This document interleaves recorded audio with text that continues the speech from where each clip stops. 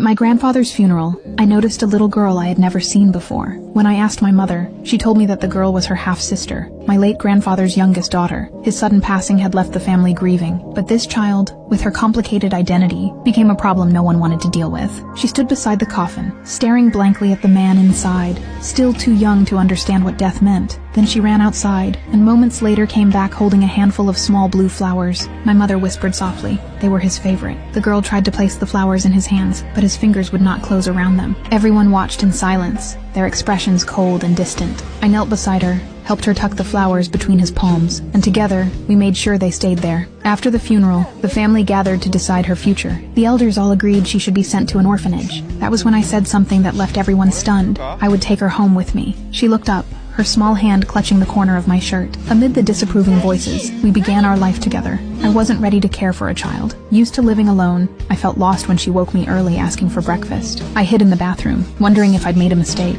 But when she handed me a rice ball, she'd shaped herself. My heart melted at her innocence. When we went for walks, she'd reach out and hold my hand. That warmth reminded me she was old enough to start kindergarten. I was still worrying about it when my sister called, recommending a good school, though it was far from my workplace. From her first day, running became part of my daily routine. It was exhausting, but the smiles we shared made every step worth it. One morning, as I dropped her off and turned to leave, I caught a glimpse of sadness in her eyes, the same look she had at the funeral. So I went back, knelt down, and promised her I'd be there after school. That small promise eased her fears, but it made me late for work again. When the day ended, I sprinted to the kindergarten. By the time I arrived, she was the only one left by the gate. But instead of disappointment, her face glowed with tears of joy. Still, this hectic life couldn't last forever. I applied for a transfer to a labor-intensive job. It was harder work, but there was no overtime. At first, the rough-looking men there intimidated me, but soon I realized, whenever they spoke of their children, their faces softened. Amid their laughter and pride, I found my place among them. Then one morning,